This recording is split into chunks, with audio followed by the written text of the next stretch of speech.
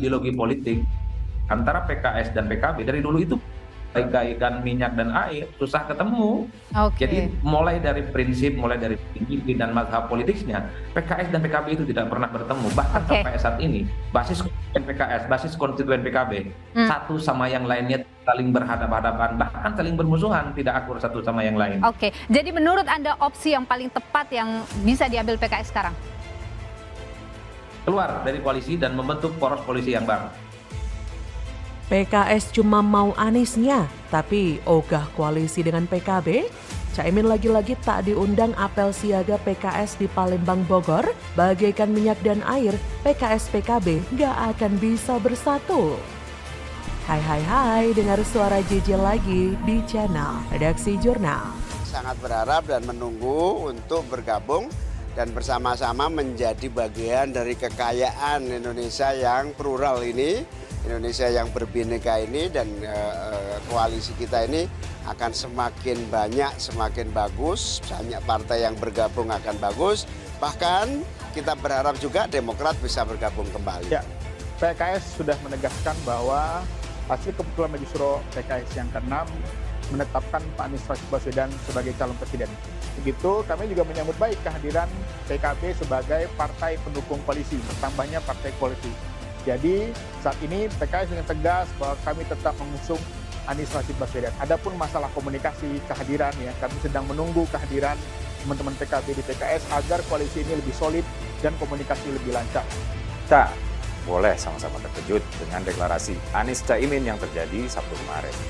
Deklarasi yang dimotori oleh Partai PKB dan Partai Nasdem ini berlangsung sangat lancar.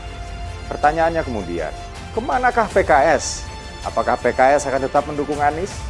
Teman-teman, seperti yang kita sama-sama tahu, PKS urung hadir dalam acara deklarasi tersebut. Kami menghormati keputusan Partai Nasdem dan PKB yang telah mendeklarasikan pasangan Bapak Anies Rashid Baswedan sebagai bakal calon Presiden RI dengan Bapak Abdul Muhaimin Iskandar sebagai bakal calon Wakil Presiden RI yang akan maju pada Pilpres tahun 2024, kata Pak Syahiku lagi.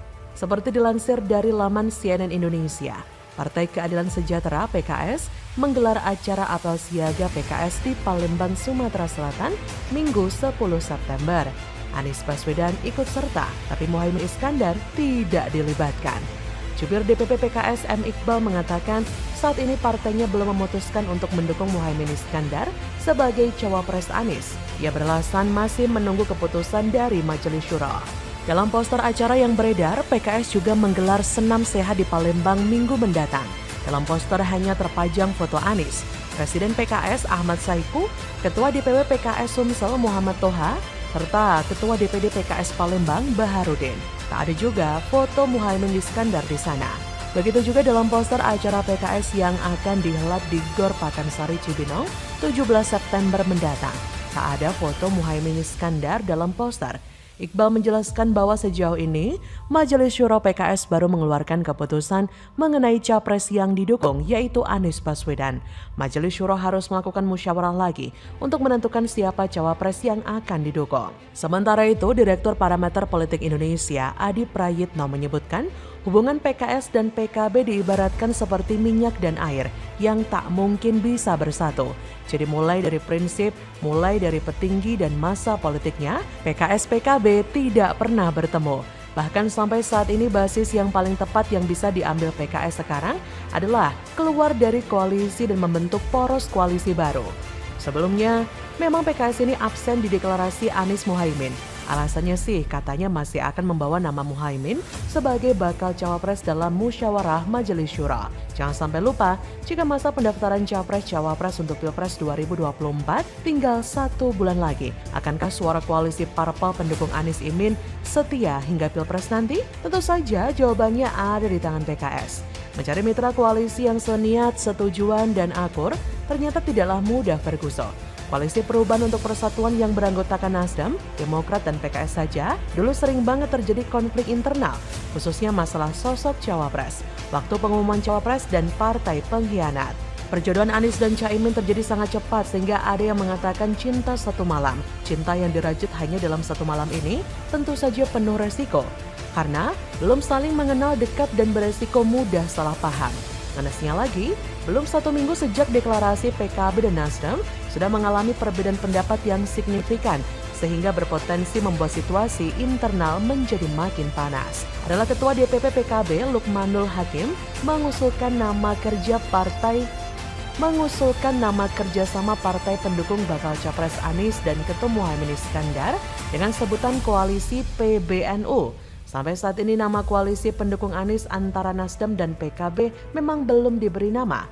PBNU sebagaimana publik ketahui secara umum merupakan kependekan dari Pengurus Besar Nahdlatul Ulama atau NU, organisasi masyarakat berbasis Islam terbesar di Indonesia yang anggotanya mencapai puluhan juta orang. Warga NU selama ini jika dekat dengan pemilu sering menjadi sasaran untuk meraih suara. Warga NU yang jumlahnya besar sangat dibutuhkan oleh para calon pejabat termasuk para capres dan cawapres. Banyak capres yang melakukan berbagai usaha untuk meraih suara NU sebanyak-banyaknya. Misalnya mengambil sosok cawapres dari kalangan NU atau mempunyai para pendukung tim pemenangan yang merupakan tokoh NU. Nah, usulan nama PBNU ini sepertinya sebagai salah satu upaya PKB agar warga NU tertarik karena namanya sama dengan NU. Warga NU diharapkan menganggap jika koalisi pendukung Anies merupakan representasi dari NU. Begitulah kira-kira ya. Usulan ini ternyata tidak disetujui oleh anggota pendukung Anies. Bendahara Umum Partai Nasdem Ahmad Saroni menyatakan ketidaksetujuannya. Nama PBNU sudah dimiliki organisasi lain, jadi jangan dibawa-bawa, bisa menimbulkan konflik. Koalisi PBNU merupakan kependekan dari Pancasila, Bhinneka Tunggal Ika, NKRI, dan UUD 45. Keren juga sih, tapi agak aneh dan terkesan dipaksakan. Jika nama PBNU benar digunakan sebagai nama koalisi pendukung Anies, maka akan berpotensi menimbulkan konflik. Ketum NU selama ini menegaskan jika tidak ada capres perwakilan NU, apalagi hubungan Gus Yahya dan Caimin dikabarkan tidak harmonis. Koalisinya bakalan solid ataukah bubar ya ini? Dengan member Nasdem dan PKB aja panas. Lalu kemudian ada PKS yang mungkin hengkang. Anies mah masa bodoh, yang penting dia maju nyapres nyari kekuasaan. Bagaimana menurut Anda? Ini kan barat terlalu kredit kalau cuma satu pintu. Terlalu kredit ini kalau cuma satu pintu nggak akan nampung. Tolak JIS jadi markas macan Kemayoran. The Jackmania sebut JIS nggak layak jadi kandang Persija. Baru sekali jajal langsung ambruk. Anies malah salahkan dan bahayakan supporter. Kopla. Karena Jakmania lah kelompok yang paling teriak lama minta dibikinin stadion. Nah sekarang tiba-tiba Pak Anies bangunin stadion. Tapi ketika kita launching gitu, disitulah kita menemukan beberapa hal yang ternyata belum dilengkapin. Misalnya gitu, akses masuk. Kita nih penonton bola yang paling ngerasain. Pada saat launching, akses masuk yang dibuka hanya ram barat. Padahal ada ram timur. Kita nggak tahu kenapa ram timur waktu itu nggak dibuka. Halo, selamat datang di channel Redaksi Jurnal bersama JJ.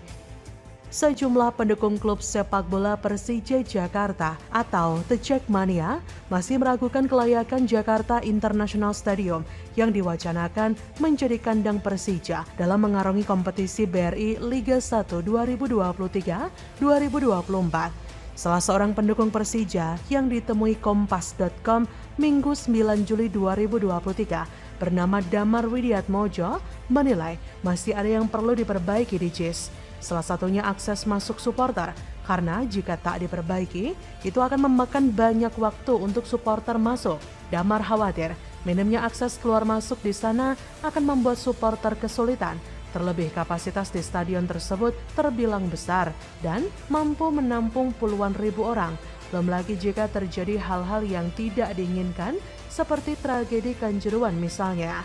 Ditambah menurut Damar, fasilitas di dalam stadion juga masih kurang oke dari segi pagar yang begitu rapuh. Beda dibandingkan dengan Stadion Utama Gelora Bung Karno atau GBK. Selain Damar, salah satu The Jackmania asal kota Bekasi, Denny Putra, hampir sama dengan Damar. Ia menilai bahwa stadion itu masih perlu sedikit direnovasi.